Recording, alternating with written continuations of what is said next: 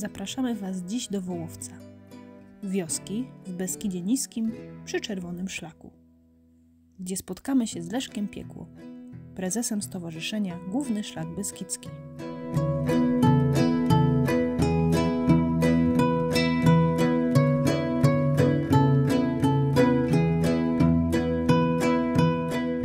Witamy Was w niezwykłych miejscach w Polsce z niezwykłego miejsca.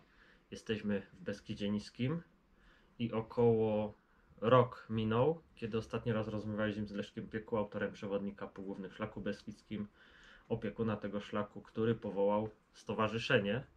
Wtedy podczas pierwszej rozmowy to stowarzyszenie było taką świeżą sprawą, a teraz już możemy powiedzieć, co tam się wydarzyło przez ostatni rok, jak ogłosiliśmy, że to stowarzyszenie działa.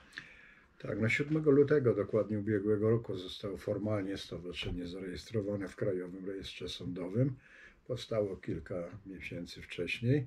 No i rzeczywiście przez ten rok rozpoczęliśmy tak krok po kroku realizować założenia, jakieś plany i nie tylko plany, bo również i to, co działo się w trakcie, więc czasem trzeba było, tak powiem, reagować stosownie do tego, czego wymagała sytuacja.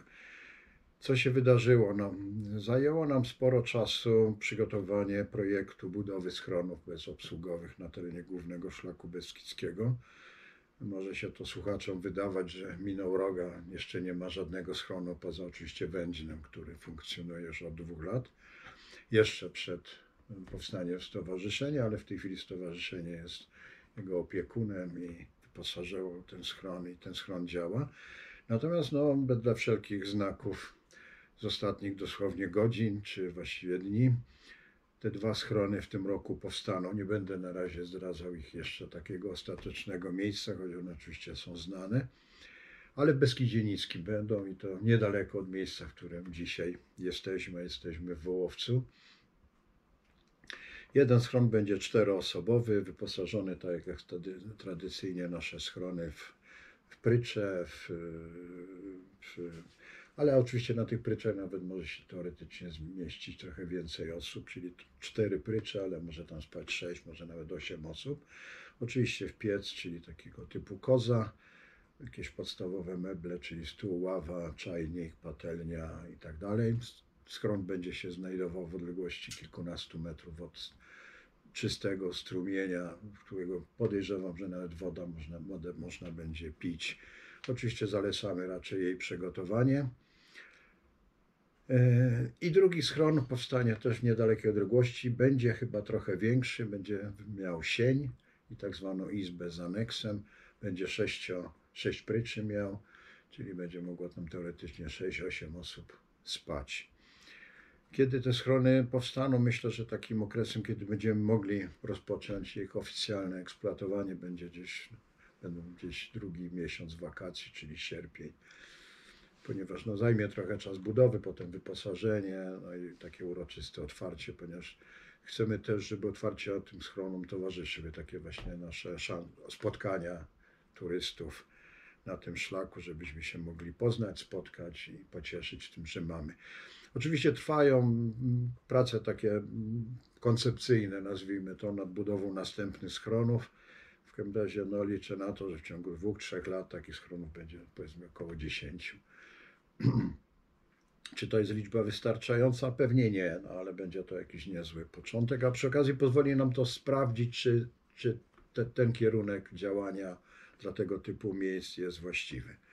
Inną rzeczą to jest takie prowadzenie tych prac, nazwijmy to marketingowych, czyli takich, żeby jednak o Głównym Szlaku Beskidzkim coraz więcej ludzi wiedziało, bo nadal jest to jakiś tam skromny procent populacji, która wie, co to jest Główny Szlak Beskidzki, skąd prowadzi, dokąd prowadzi, jakiej przygody można na tym szlaku spotkać. W tym roku na terenie Beskidu Śląskiego zamontowaliśmy 9 tablic informujących o tym, że tędy przebiega szlak, przez jakie góry, przez jakie ważniejsze miejscowości. W tej chwili pracujemy nad drugim jakby końcowym odcinkiem tego szlaku nad Bieszczadami i te 2 najbliższe lata na tym odcinku Bieszczady, Beskid Niski, czyli województwo podkarpackie, chcemy się skoncentrować. Właściwie na koniec lutego zamykamy nabór na artykuły do książki Mój główny szlak beskidzki, więc jest jeszcze czas.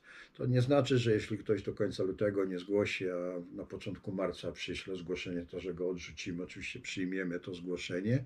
Do końca czerwca tego roku chcemy te wszystkie publikacje mieć już u siebie, po to, żeby dokonać ich oceny, ewentualnie poprosić o korekty, czy jakieś tam sugestie naszej strony do zmiany, tak żeby można było rozpocząć prace redakcyjne, przygotowanie do druku. Ponieważ w przyszłym roku mamy 100-lecie Głównego Szlaku Beskidzkiego, więc byłaby to doskonała okazja, żeby się ta książka w 2024 roku ukazała na rynku. Czyli podsumowując, takie 3 obszary, to są schrony, to są tablice informacyjne I książka. I to jest ta publikacja. Oczywiście też dużo pracy zajęło nam takie te prace organizacyjne, na przykład związane z rejestracją stowarzyszenia, z założeniem strony, z budowaniem tej strony. No to już jest poza nami. Oczywiście to nie znaczy, że strona już jest kompletna i tak dalej. Nam cały czas trwają prace takie redakcyjne. Chcemy ją dobrze wypromować. Chcemy, żeby była stroną, której to turysta, taki, który chce iść główny szlak beskidzki, ale niekoniecznie tylko taki, znalazł informacje o tym, jak w górach chodzić, jak ten szlak pokonywać. Mieliśmy okazję przez te 2 dni sprawdzić, że w lecie idzie się, jest piękna trasa, sucho, kolorowo, zielono, a dzisiaj idziemy i staje przed nami rzeka, która w normalnych warunkach ma 1,5 metra, dzisiaj ma 7-8. Trzeba znaleźć sposób na to, żeby ją ominąć, prawda, bo nie ma innej praktycznie alternatywy. Więc chcemy właśnie, żeby na stronie znaleźć takie informacje, które w przewodniku nie muszą być powielane, bo to są informacje dla już takich bardziej zaawansowanych turystów, takich, którzy chcą w warunkach zimowych, późno jesiennych wędrować po Głównym Szlaku Beskidzkim, a wtedy właśnie najłatwiej jest wpaść na niespodzianki, choćby rzeka Biała, którą dzisiaj widzieliśmy, która z rzeki 4-5 metrowej robi się 50-60 metrowa i przechodzenie jej w warunkach zimowych jest bardzo trudne. Właśnie chcemy, żeby na tej stronie takich szereg porad, informacji, sugestii było, ale to są takie prace niemalże bez przerwy realizowane. Sporo w tym roku zajmie nam czasu przygotowanie do 100-lecia Głównego Szlaku Beskidzkiego w przyszłym roku. W tym roku trzeba wykonać szereg takich działań organizacyjnych, przygotowawczych, zaplanować budżety, i żeby przyszły rok rzeczywiście był rokiem 100-lecia Głównego Szlaku. Dodajmy, że stowarzyszenie integruje nie tylko turystów ze szlakiem, ale także lokalne społeczności, bo schronem w Wrędzinie opiekuje się miejscowy oddział Ochotniczej Straży Pożarnej, więc jeśli ktoś miałby pomysł na przykład zniszczyć coś w tym schronie, to od razu mówimy, że może go spotkać bardzo szybko reakcja, tak, więc te schrony, one są co prawda bezobsługowe, ale mają swoich opiekunów na miejscu i te schrony są, że tak powiem, bardzo zabezpieczone w ten sposób. Ale stowarzyszenie to nie tylko praca, ponieważ też organizujemy zloty, tak? Tak. Są różne imprezy, integruje się też środowisko, prawda?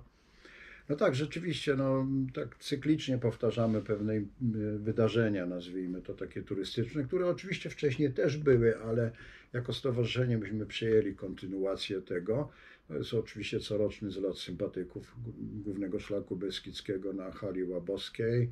To tak się przyjęło, że tam mniej więcej w tym miejscu jest połowa tego szlaku, w związku z czym tam się spotykamy. W ubiegłym roku taki zlot rzeczywiście się odbył.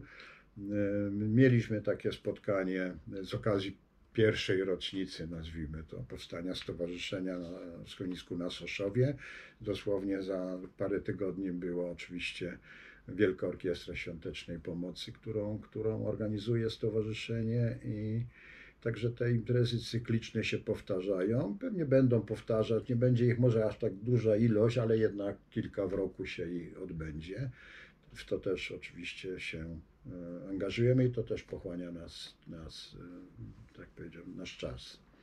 To zamykając już sam temat stowarzyszenia, jest pomysł, co zrobić z tym nieszczęsnym początkiem lub końcem szlaku w Ustroniu, który zaczyna się w takim dość niefortunnym miejscu przy postoju taksówek, prawda?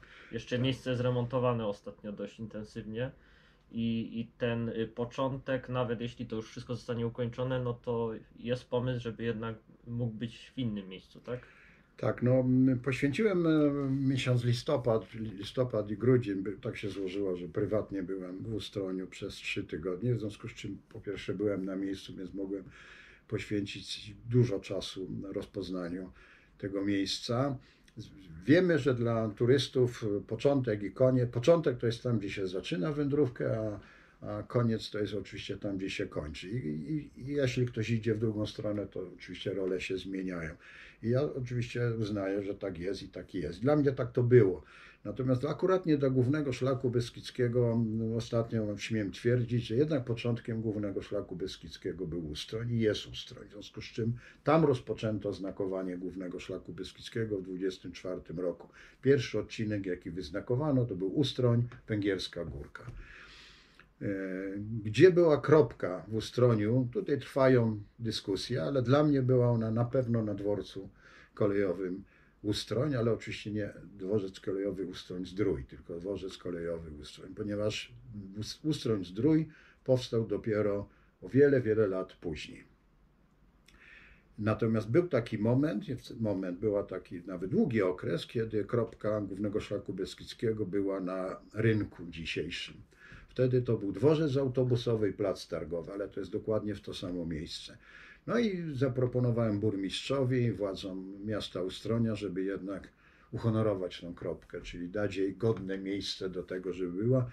I wszystko na to wskazuje, że w miesiącu, no pewnie najpóźniej kwietniu, kropka będzie na rynku głównym obok ratusza, czyli dostanie takie stuletnie uhonorowanie. Będziemy oczywiście informować, jak te prace, czy te decyzje są, tylko jest kwestia, kiedy się to wydarzy. Ale to jest kwestia 2 miesięcy, myślę, i będzie kropka przeniesiona z dworca kolejowego Ustroń-Zdrój. O 200 metrów, 250 metrów dalej będzie między punktem informacji turystycznej a ratuszem w takim bardzo eleganckim i fajnym miejscu.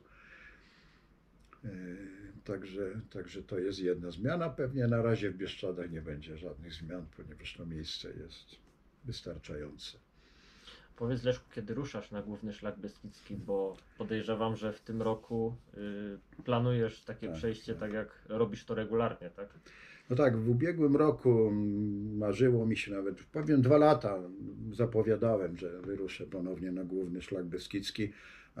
Po pierwsze urodziły mi się 2 wnuczki, więc też nie chciałem wyruszać i zostawiać je tak, może nie bez opieki, bo nie opiekuję się nimi codziennie, ale bez pomocy mojej. Potem trochę miałem kłopoty ze zdrowiem, no, musiałem to jakoś tam wyprostować, nazwijmy. W tej chwili oceniam, mój stan zdrowia jest bardzo dobry. Zresztą mieliśmy okazję sprawdzić przez 2 dni, że bez problemu pokonywałem. To w sumie trudne warunki, bo trzeba powiedzieć sobie, że zima nie jest najlepszym momentem do wędrówki. Tym bardziej, że mieliśmy i śnieg mokry, i śnieg zmrożony, i rzeki, i woda, i strumienie. Więc czuję się dobrze, czuję się bezpiecznie. W związku z czym zaplanowałem ja właściwie, tak dokładnie mówiąc, na ten rok ponowne 2-krotne przejście głównego szlaku beskidzkiego. Jest trochę inny scenariusz tego, ponieważ nie wyruszę jak tradycyjnie z Bieszczad, wyruszę z Ustronia, czyli tam, gdzie, jak powiedziałem, według mnie był początek głównego szlaku beskidzkiego. Liczę na to, że uda się z rynku wyruszyć. Wyruszę stamtąd. Planujemy dojść do oczywiście Wołosatego, ale znacznie wolniejsze tempo. Nie idziesz sam? Nie idę sam. Chcemy też przy okazji zobaczyć właśnie tak trochę dalej od szlaku, co jest ciekawego, jakieś serfy, jakieś agroturystyki, które z nami współpracują, ale niekoniecznie leżą tuż na szlaku. W związku z czym założenie jest takie, że idziemy około 28 dni do Wołosatego, potem pewnie będziemy wracać szybciej. Ale generalnie idzie ze mną idzie nas 3 członków stowarzyszenia, idę ja, idzie Marek Szlicht. To jest właśnie człowiek, który stał się taką trochę też inspiracją do tematyki, jaką chcemy, jakie chcemy poświęcić temu przejściu.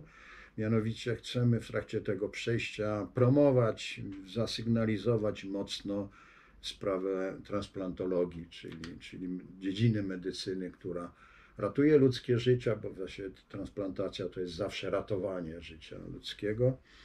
Bowiem Marek jest 8 lat po przeszczepie serca. No i będzie szedł z nami jeszcze członek zarządu Stowarzyszenia Ryszek Wolski w jedną stronę, bo jego obowiązki zawodowe nie pozwolą mu dłużej iść. W związku z czym jest plan, że przejdziemy dwukrotnie z Markiem, a z Ryśkiem w jedną stronę, główny szlak beskidzki. Zajmie nam to nieco ponad 1,5 pewnie miesiąca. Mam nadzieję, że i zdrowotnie, i kondycyjnie to wytrzymamy i będziemy mogli cieszyć się samym faktem promocji tej transplantologii, ale jednocześnie nie ma co ukrywać promocji głównego szlaku beskidzkiego, bo tych dwóch rzeczy nie da się w tej sytuacji od siebie oddzielić i nie, to jest celem naszym. No, Twoja działalność też pozwoliła zintegrować wokół szlaku beskidzkiego miejsca noclegowe. Tak. Stworzono, że tak powiem, profil wędrowca GSB, który najczęściej potrzebuje tego jednego noclegu, o który dość jest trudno w sezonie. No powiedz, co polecasz po drodze, jakie noclegi, gdzie jest ciężko o nocleg, gdzie pytać? No jest Twoja lista na pewno, tak? Tak, tak. Znaczy ja generalnie uważam, że w tej chwili problemów na głównym szlaku beskidzkim z noclegami nie ma. Oczywiście można by jeszcze mówić, gdzie mogłoby być coś więcej i tak dalej. No może jest czasem oczywiście problem w okresie wakacji, szczególnie w weekendy, ale jeśli się, jakby mówiąc, wyprzedza myślenie o tym, gdzie będę spał, gdzie zjem, gdzie się wykąpię i tak dalej, to uważam, że problemów nie ma. Rzeczywiście udało się przez te, ja powiem 13-14 lat temu, po pierwsze niezbyt chętnie przyjmowano na jedną noc, bo tak naprawdę to my nawet nie jesteśmy jedną dobę w schronisku, tylko jedną noc. Jakoś ludzie docenili jednak, że jest to spora liczba klienteli, czyli potencjalnych gości. I agroturystyki są takie, które są generalnie nastawione na takie jedno.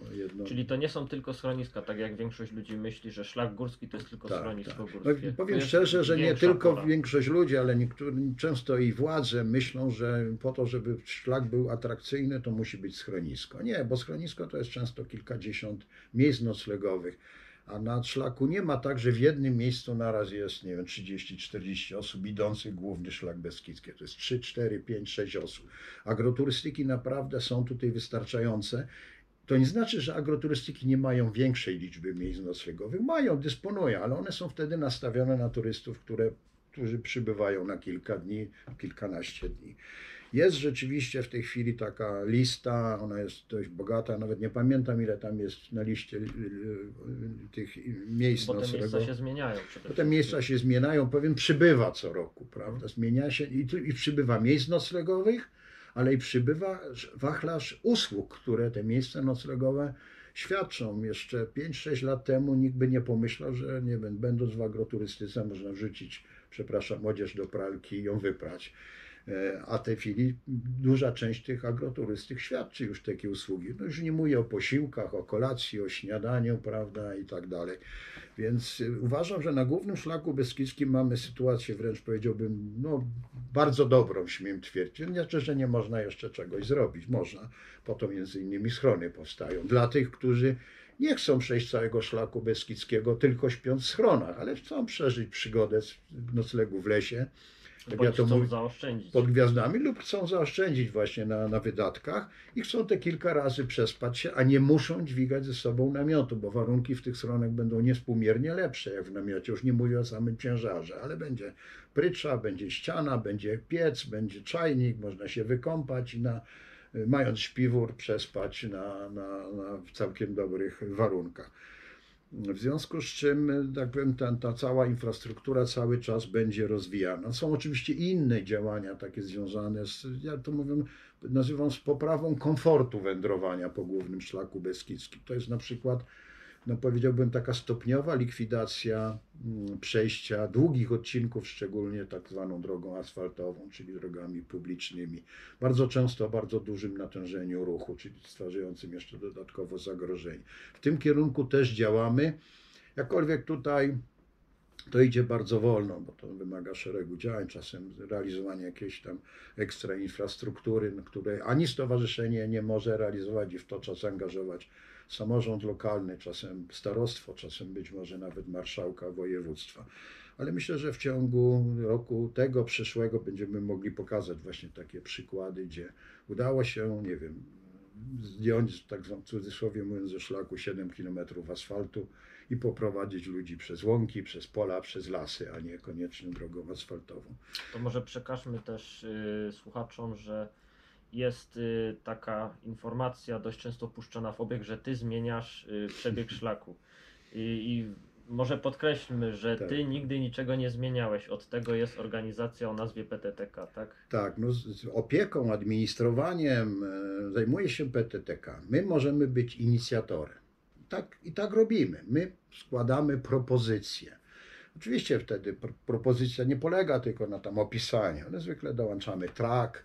Oczywiście to jest rzecz do dyskusji, jeśli PTTK, czy nie wiem, gmina, czy inna jednostka lokalnego działania uzna, że jednak można by to zmienić, to my jesteśmy oczywiście otwarci na to. Ważne jest, żeby ten odcinek szlaku zdjąć z miejsc, które stwarzają zagrożenie albo są nie najlepsze. I potem, jeśli to jest zaakceptowane, PTTK znakuje, PTTK informuje dostawców map, aplikacji o zmianie przebiegu szlaku i my jesteśmy tylko i wyłącznie inicjatorem. Nic więcej. Ani nie znakujemy, ani nie będziemy tego nigdy robić, ani nie od tego jesteśmy. Od tego jest wyspecjalizowane jednostki są. To są oddziały PTTK na danym terenie, bo to ani centrala tego nie robi, ani CEITG tego nie robi. To decydują oddziały i oddziały to potem realizują. A na nasz wniosek, jeśli ktoś ten wniosek odrzuci, jesteśmy od tego, żeby to realizować. Także to ani ja, ani stowarzyszenie, to jest po prostu inicjatywa, a działania są ze strony tego, który jest do tego stworzony, powołany. Oczywiście nie tylko do tego, ale w tym wypadku mówimy o PTTK, które to robi. I powiem szczerze, nie widzę tutaj generalnie niechęci, ani jakiejś tam złej woli ze strony tego typu organizacji, a już tym bardziej jednostek samorządu, więc tu jest duża chęć współpracy w tym zakresie. Powiedz, Leszku, bo dużo rozmawiasz właśnie tutaj z infrastrukturą noclegową, czyli z agroturystykami, ze schroniskami. Jak wygląda ostatni rok na GSB? Czy to się rozwinęło, czy to jest na takim samym poziomie, jeśli chodzi o ilość ludzi? Znaczy ja oceniam, ale moja ocena jest taka subiektywna, właściwie to jest tylko takie, przepraszam, tak mi się wydaje. Nie ma ani informacji, nie ma ani statystyk, to są wszystko takie. Są agroturystyki, które twierdzą, że ruch zmalał, ale są agroturystyki na tym samym obszarze, że ruch wzrósł. Więc być może, że to jest kwestia przemieszczenia ciężaru, tak powiem, przepłynięcia z jednej agroturystyki na drugiej, że inaczej dzielą sobie ludzie te odcinki, albo nie wiem, warunki pogodowe powodują, ale generalnie trzeba przyznać, że szlak nadal jest bardzo popularny. Nadal cały rok na szlaku są ludzie. Nigdy tego nie było 7-8 lat temu, żeby ktoś w zimie chodził po szlaku, który jest wymagającym szlakiem. To nie jest takie proste. A w tej chwili możemy powiedzieć, że cały czas są ludzie na szlaku. Cały czas kogoś się spotyka, ktoś kończy, ktoś zaczyna. Dużo ludzi też chodzi szlakiem odcinkowo, czyli robią tam odcinek 5-6 dni, zjeżdżają do pracy, wracają do domu i za parę miesięcy wracają i kontynuują dalej wędrówkę po tym szlaku. To może jeszcze taka porada dla wszystkich GSB-owiczów, co ze sobą wziąć, na co zwrócić uwagę.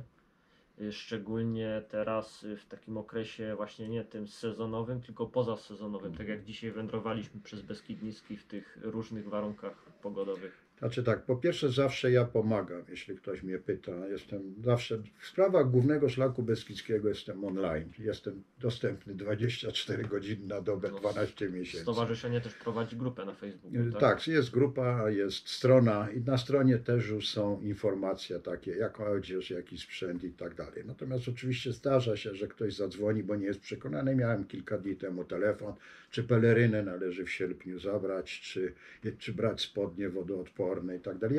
Ja mówię, jaka jest moja opinia. Decyzję podejmuje druga strona.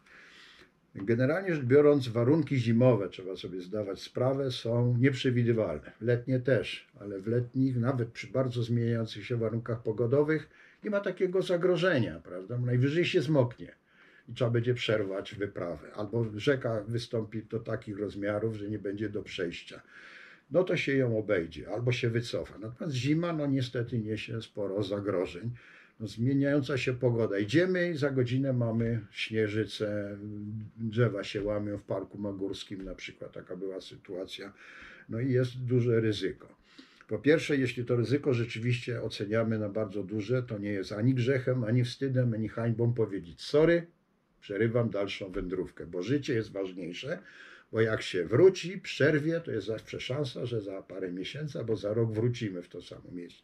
Jak nie przerwiemy, ryzykujemy, to ryzykujemy nie tylko własnym życiem i zdrowiem, ale również i osób, które będą nam w takiej sytuacji na przykład pomagały wydostać się z tego. Naprawdę trzeba uwzględniać, że warunki zimowe są do wędrowania, bardzo fajnie się wędruje, oczywiście znacznie ciężej, czas wędrówki się wydłuża, coraz trudniej jest, łatwość kontuzji występuje. W związku z czym buty dobre to jest pierwsza sprawa. Raczki, na tym odcinku nie są wymagane nigdzie raki, ale raczki są bardzo potrzebne. Kije trekkingowe to jest taki warunek konieczny. Czołówka, baterie drugie do czołówki, a czasem może i trzecie, ponieważ dzień jest krótki, a czas wędrówki, to co wspomniałem, znacznie się wydłuża.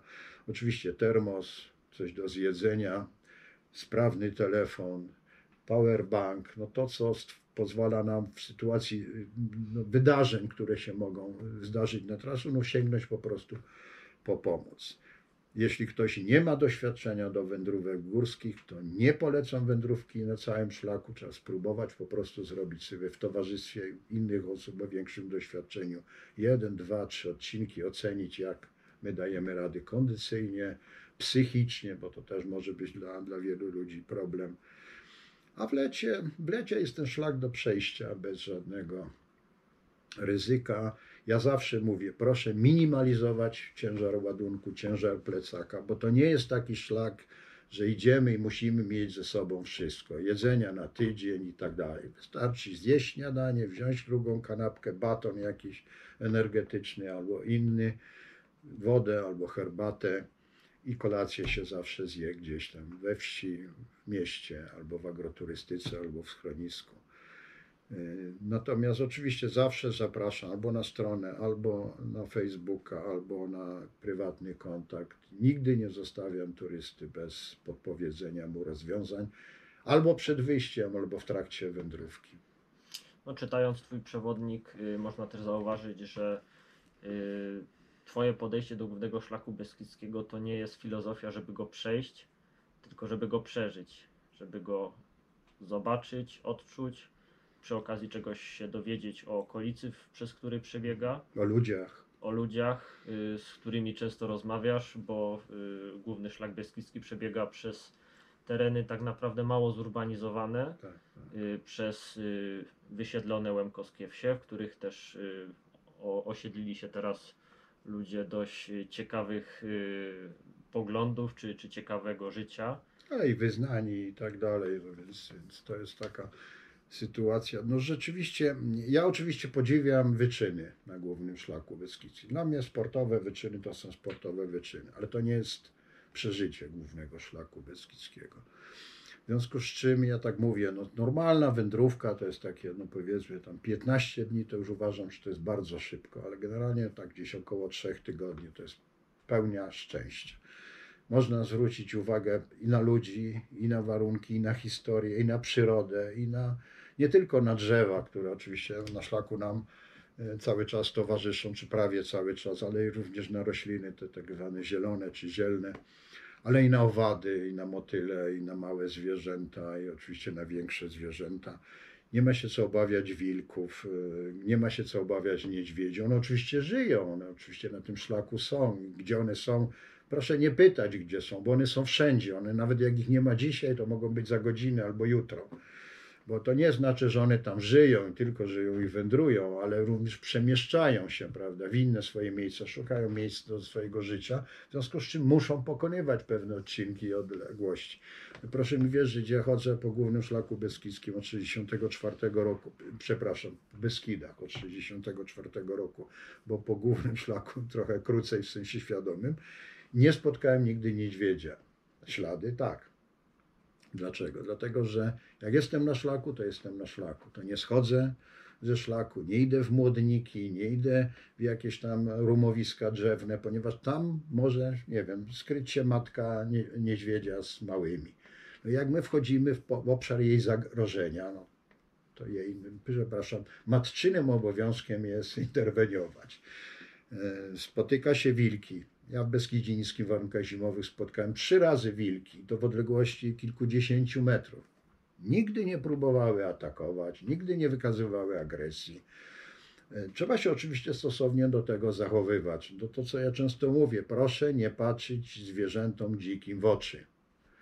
Proszę nie fotografować zwierząt, to znaczy nie fotografować w taki sposób, żeby one to widziały. No, fotopułapki albo oczywiście profesjonaliści, fotografowie potrafią to robić, prawda?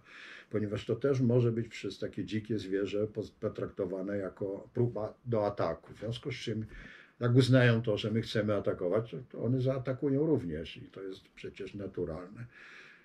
Jeśli idziemy z kijami, jeśli idziemy z kimś i rozmawiamy, to zwierzęta nas słyszą znacznie wcześniej. Spotyka się niestety czasem ludzi w górach chodzących ze słuchawkami na uszy. To jest największa, przepraszam, głupota, muszę to nazwać wprost.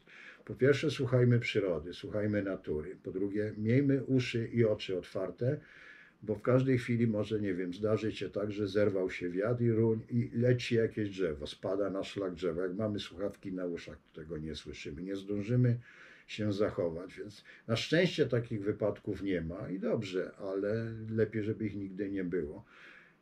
Trzeba przeżywać tą przyrodę, trzeba ją podziwiać, trzeba obserwować, nie wpadać w panikę i nie zakładać, że wychodzimy na szlak i tam wszystkie niedźwiedzie na całym szlaku czekają na nas. Tak nie jest. No tak, no wszyscy boją się tych mitycznych niedźwiedzi i wilków, a tak naprawdę one chyba bardziej boją się nas. No tak, no bo my wchodzimy jednak mimo wszystko w obszar dzikich zwierząt, to nie one tam przyszły w nasz obszar. Oczywiście zdarza się, są przypadki, że zwierzęta te dzikie uznane za niebezpieczne schodzą do ludzkich osad, ale to jest całkiem inna sytuacja. Natomiast w lesie, w górach, to my wchodzimy w ich obszar i trzeba to uszanować, prawda? Więc mówią, że jeśli my boimy się zwierzęcia, to zwierzę ten lęk uznaje za prawdopodobieństwo ataku i może dokładnie zareagować atakiem. W związku z czym trzeba się przede wszystkim nie bać i zachowywać tak jak przystoi się zachowywać, jak jesteśmy u ludzi obcych w mieszkaniu. Prawda? Szanujemy ich zwyczaje, szanujemy ich poglądy, a w lesie musimy się liczyć, że to my się musimy dostosować do zwierząt, które tam na co dzień żyją, bytują, dla których to jest po prostu ich dom. No nie musimy się bać zwierząt i nie boimy się samego szlaku. Jeśli nie chcemy go przejść w całości, to polecamy, tak jak powiedziałeś, zrobić różne części, odcinki tego szlaku. No tak jak my, tak? Przyjechaliśmy w przyjazne miejsce, jesteśmy w Ołowcu, tak jak powiedziałeś, w agroturystyce Łukasi. 2 dni wędrówki spokojnie wystarczą, żeby zaspokoić swoje górskie apetyty. I pora roku też nie gra tutaj roli, tak naprawdę no każdy z nas potrafi chyba sobie czasami jakiś weekend zorganizować tak, żeby spędzić go w górach, a miejsca naprawdę są przepiękne, ludzie są serdeczni, jedzenie jest bardzo smaczne, więc już na koniec może zaprosimy w jakieś miejsce na głównym szlaku beskidzkim. Znaczy, no ja to często powtarzam, dla mnie z uwagi na moją młodość i lata jednak były Bieszczady. Natomiast w tej chwili Bieszczady stały się miejscem bardzo takim komercyjnym, zaludnionym. Ja nie mówię, że to nie są piękne góry, to są najpiękniejsze widoki na całym głównym szlaku beskidzkim. Natomiast jeśli ktoś chce przeżyć przygodę, to jednak mimo wszystko polecam Beskid Niski. Znaczy niski, szeroko pojęty, bo to jest dzisiaj fragment Beskidu To jest fragment Pogórza Bukowskiego, czyli odcinek od Komańczy, tak bardzo ogólnie mówiąc, po Mochnaczkę, czyli prawie w obszar Beskidu Sądeckiego, Krynicy. Najdzikszym jednak z takiego faktycznie punktu widzenia dzikiego, ale nie z punktu widzenia zagrożenia, to jest odcinek ten z Wołowca do Mochnaczki, właściwie do Mochnaczki, jeszcze nawet poza Banicę, bo właśnie mamy błoto, mamy strumienie, trzeba myśleć, trzeba przewidywać, że czasem musimy ominąć szlak, gdzieś go obejść, prawda, albo przejść po zwalonej kłodzie. Trzeba się oczywiście nad tym wcześniej zastanowić, żeby zamiast z kłody nie wpaść do strumienia, prawda, kilkumetrowego. Pamiętajmy, bo nie każdy o tym wie, że szlaki nie są odśnieżane i często przebiegają przez rzekę, ale nie po mostach, tylko po brodach. Brodzie, tak, po kamieniach, tak, po zwalonych drzewach. Tak, to jest może humorystyczne podejście do tematu, ale niestety prawdziwe, jak się czyta niektóre komentarze, dlatego po prostu trzeba mówić wprost, jak to wygląda. Ja generalnie mówię ludziom, którzy nie mają zbyt wielkiego doświadczenia w wędrówkach górskich, że niczym się zdecydują na przejście całego głównego szlaku zbyckiego. Oni się wybiorą na 3, 4, 5 dni. Niech wybiorą nawet relatywnie najlepszą opcję dla siebie. To mogą być równie dobrze Bieszczady, jak i nie wiem, Gorce, jak i Beskid Sądecki, który w sumie tak się może wydać w miarę bezpiecznie. Niech go przejdą, niech sprawdzą swoją kondycję. Bo nie jest problem wędrować jeden dzień po górach. Można przejść 40 km. Pytanie, czy na drugi dzień będziemy w stanie wyruszyć, a na trzeci, czy będziemy w stanie, prawda? A jeszcze zobaczmy, co będzie w czwarty. Czyli jak jesteśmy w stanie się regenerować. A przy okazji będziemy mogli sprawdzić swój sprzęt. Buty, wkładki, skarpety, prawda, i tak dalej. Czy to, cośmy kupili, może czasem za najlepsze pieniądze, rzeczywiście odpowiada naszemu organizmowi. Bo może się okazać, że trzeba zmienić wkładkę w butach i wszystko będzie dobrze, prawda? Albo nie te skarpety, tylko akurat nie trzeba wziąć inne. Albo trzeba zastosować jakąś, metodę, nie wiem, pielęgnacji stóp, żeby się nie nabawić kontuzji, pęcherzy i tak dalej. Więc ja zawsze mówię, spróbujmy 4-5-dniowe odcinki. Ja niczym wyruszyłem na cały główny szlak beskidzki w 2013 roku po raz pierwszy. Przeszedłem go w jedną i w drugą stronę odcinkami cały. I wtedy wiedziałem, gdzie idę, czego się można było gdzie spodziewać. Czy go umiem? Nie, do dzisiaj go nie znam. Ale wiem mniej więcej, czego się można spodziewać. Czy mnie zaskakuje? Bardzo często mnie zaskakuje. Szczególnie właśnie w warunkach zimowych. Parę razy wycofywałem się w zimie z Beskidu Niskiego, bo 2 dni, 3 dni szedłem dobrze, a raptem śnieg powyżej 1,50 m, prawda, puch, a w okolicy żadnej szansy na nocleg, bo trzeba 10 godzin iść w normalnych warunkach, w warunkach metrowego śniegu, to trzeba mieć 2 razy 2 albo razy 3, no i na pewno sił braknie jeszcze przy tym.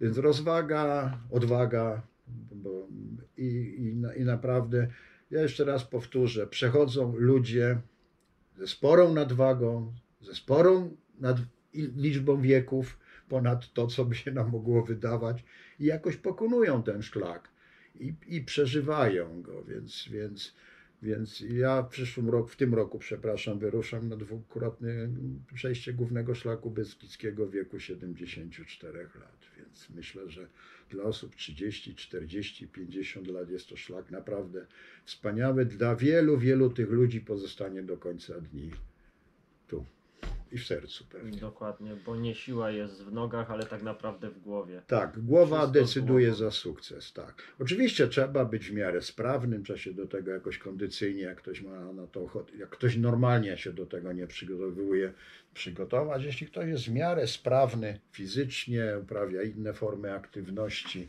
i chodzi trochę po górach, to jest do przejścia. Jeśli ktoś nie chodzi po górach, ale uprawia inne formy aktywności, to polecam jednak mimo wszystko najpierw 3, 4, 5-dniowe wycieczki albo 2-3 wycieczki takie weekendowe. Na pewno po 2 dniach będą zakwasy, będą boleć trochę mięśnie, ale po 10. razie już nie bolą mięśnie, bo mięśnie się przystosowały do warunków wędrowania w górach, bo całkiem inne partie mięśni pracują jeśli ktoś jeździ na rowerze, nie uprawia narciarstwo biegowe albo inne formy aktywności, a tu raptem przyjdzie na kozie żebro się spinać, prawda, dzisiaj, czy schodzić nawet potem z tego koziego żebra jeszcze po lodzie, to już w ogóle. To dziękujemy, Leszku, za informacje. Mamy nadzieję, że się spotkamy za rok, bo na pewno będzie co omawiać. No, będzie to rok stulecia. Dokładnie, rok stulecia i tak jak mówiliśmy, dużo się dzieje, dużo się będzie działo. Szlak tak naprawdę już dorównuje szlakom na zachodzie Europy, o czym świadczy to, że obcokrajowcy też zaczynają go przechodzić. Tak.